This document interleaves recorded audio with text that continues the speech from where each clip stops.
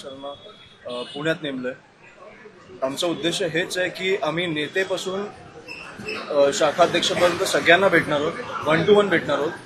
किती दिवस लागले तरी चालतील। हे मला वाटतं रविवारपर्यंत तुमच्याकडे दौरा आहे, आम्हाला सोमवार मंगळवार झाला तरी चालेल, पण आम्ही 1 to 1 सगळ्यांना भेटणार आहोत। आणि मला वाटतं की सगळ्यांकडनं आम्ही जाणून घेणार आहोत की आपण कुठे कमी पडतो।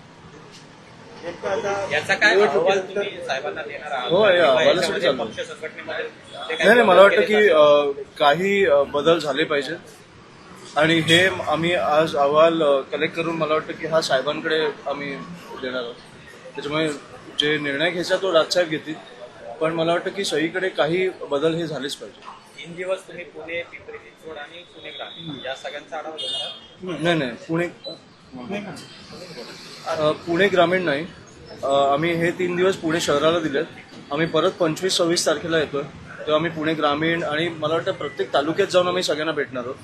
ते मला वाटतं की 1 मे मध्ये चालू होईल आमचा दौरा, पण 25-26 आम्ही इतर संघटनांना भेटणार आहोत आणि पुणे ग्रामीणमधनं जे प्रमुख पदाधिकारी आहेत त्यांना भेटणार।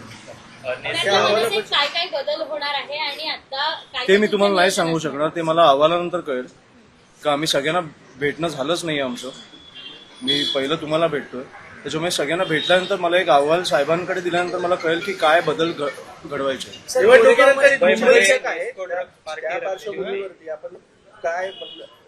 बैठकीमध्ये काय प्रमुख मुद्दे आपण लक्ष केलेले आहेत सगळ्या कार्यकर्त्यांना? ते थोडं पक्षापुरतं राहू दे ना साहेब। गोरेगावमध्ये 4 दिवसापूर्वी एक प्रकरण घडलं, एक पार्टी झाली, त्यामध्ये 2 जणांना आपला जीव गमवावा लागलाय।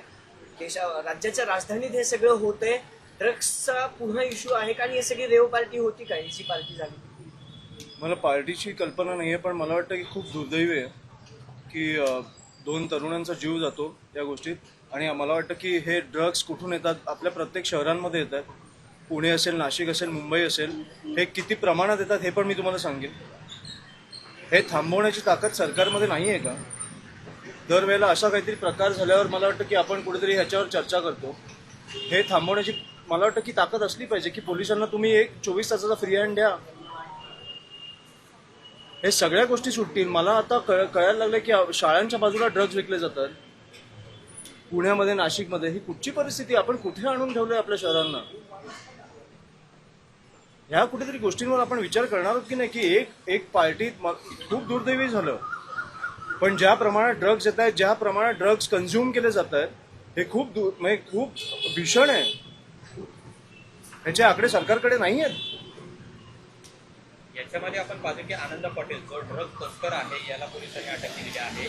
त्यांच्या वडिलांचं जे समोर आलेले आहेत कारनामे, ते रेशनिंग माफिया होते असं म्हणजे त्याच्या मार्फत हे सगळं ड्रग ते घेत होते, म्हणजे इतर देशातून किंवा इतर राज्यातून। अशी मी तुम्हाला किती नावं देऊ? असे एक माणूस नाहीये ना, अशी किती नावं देऊ तुम्हाला की कुठे आपल्या माझा मुलगा आता शाळेत जाईल, तुमची मुलं आता शाळेत जातील। एक भीती तर वाटते ना की आपल्या शाळेच्या बाजूला ड्रग्ज विकले जात आहेत। एका माणसाला एक प्रकरण बाहेर आल्यावर आपण त्या माणसाबद्दल बोलायला लागतो। एक मला वाटतं एक्झाम्पल सेट केलं पाहिजे की हा माणूस पकडला गेला ना, कठोर कारवाई करा, जी घाणेरडी शिक्षा देऊ शकता ती द्या। एक एक्झाम्पल सेट करा की तुम्हाला ह्या आपल्या राज्यात ड्रग्ज आले नाही पाहिजे, त्याच्यासाठी आपण काम नाही करू शकलो ना, तर मला वाटतं आपण कुठेतरी चुकतोय। आणि किती सोपी गोष्ट आहे,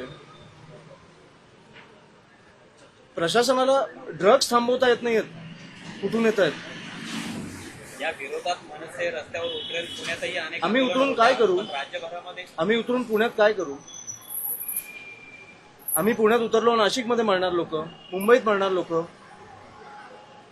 कुठेतरी प्रशासनाने ही गोष्ट हातात घेतली पाहिजे ना। आम्ही तर उतरूच, आम्ही तुमच्या समोर आणूच, पण त्याच्यावर कारवाई काय होतीये? आता हा जो माणूस पकडला गेलाय, आपण 10 दिवसांनी बोलू ह्याच्यावर कारवाई काय होते? आपल्याकडे बातम्या एवढ्या असतात की आपण विसरून जातो की काय झालंय। नेस्को आपण 10 दिवसांनी विसरून जाणार। दुसरा एक जो तो पुण्यातच झालेला ना, मला वाटतं की तो ज्यांनी ठोकलेलं पॉर्श, काय झालं त्याचं? जामीन झाला, पण तो प्रकरण आपण विसरलो ना। त्या बाई आणि जे ते बाईकवर होते त्यांचा मृत्यू झाला. दोन तरुण. पण आपण त्या विषयाला विसरून गेलो. आता नेस्को बद्दल बोलतोय. हे आपण किती वेळ चालू ठेवणार आहोत? कधीतरी मला वाटतं की आपण सरकारचे कोणी आले प्रतिनिधी, मला वाटतं प्रश्न विचारले पाहिजेत की काय चालू आहे तुमचं? का ड्रग्ज येतात एवढे? तुम्हाला पण माहितीये, मला पण माहितीये कुठे वाटले जात आहेत, का थांबत नाहीयेत? ड्रग्सचे पैसे कोणाला जातात सरकारमध्ये? हे प्रश्न तर विचारले पाहिजेत ना आपण. आतापर्यंत तरी मला वाटतं की डेमोक्रेसी आहे, लोकशाही आहे असं मला वाटतं. पुण्यातल्या IT कंपनीमध्ये सुद्धा आता महिलांच्या लैंगिक अत्याचाराच्या घटना समोर आलेल्या आहेत. नाशिक प्रकरणात अटकही झालेली आहे. तुम्ही पुण्यात आहात. पुण्यात एवढी मोठी IT इंडस्ट्री आहे, जगभरातून लोक येतात. त्याचं ऑडिट होणं गरजेचं आहे का? कारण हिंदवडी पाचसरचे असे IT हब आहे. 100%. हे काय बोलायची गोष्ट आहे का? तुम्हाला माहित नाही तुमच्या कंपनीत कोण काम करतंय? हे काय, हे कंपनी थर्ड पार्टीचे इश्यूज आहेत असं म्हणून काळजी आहे आणि मल्टीनॅशनल. हा प्रश्नच चुकीचा आहे ना. झालंच पाहिजे. माझं ह्याच्यावर काय ओपिनियन घेताय? तुमची पक्षाची भूमिका म्हणून काही पक्षाची भूमिका नाहीये. मी माणूस म्हणून बोलतो तुमच्याशी. दरवेळेला बोलतो तेव्हा मी नेता म्हणून बोलत नाही. मी दरवेळेला तुमच्याशी बोलताना माणूस म्हणून बोलतो. आणि मला वाटतं की शहरं कुठेतरी कोलॅप्स होत आहेत आपल्यासमोर.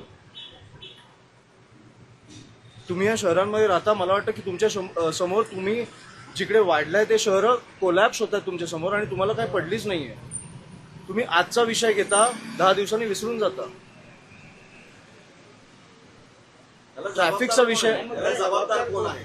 तुम्हीच सांगा. तुम्ही इकडे बसा आणि तुम्हीच सांगा. नाही पण आता सरकारकडून नाशिकमधलं, अमरावतीमधली जेवढी प्रकरणं येतात लैंगिक अत्याचाराची, त्याच्यात कुठलीही भूमिका सरकार घेत नाही. म्हणजे जे SIT मग हे तुम्ही सरकारचे प्रश्न मला का विचारता? राजकीय पक्ष म्हणून राजकीय पक्ष म्हणून काय? मी असो तर फाशी दिली असती.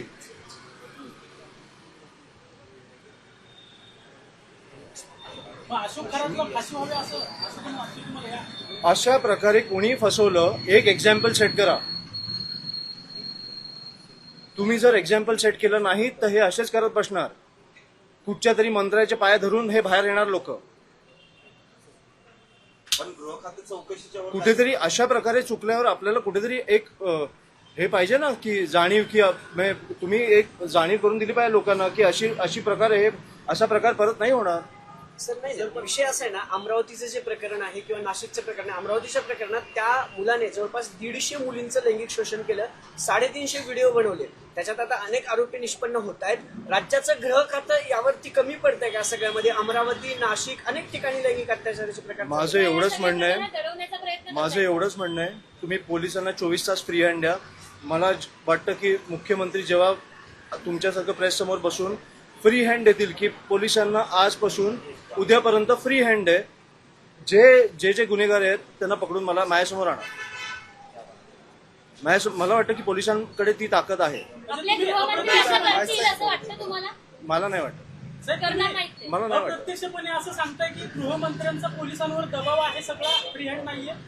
फ्री हँड आहे नाहीये असं नाही. तुम्ही मला का प्रश्न विचारता? पत्रकार म्हणून नाही, माणूस म्हणून बोला ना माझ्याशी. तुम्हाला वाटतं फ्री हँड आहे? विचारलं की ते असं करतील का? एक दिवस सगळ्या नाही. पोलिसांना नाही, देतील का? हे फक्त एक माणूस करू शकतो. त्याची कारण काय? हे फक्त एक माणूस करू शकतो. तुम्हीच बोललात.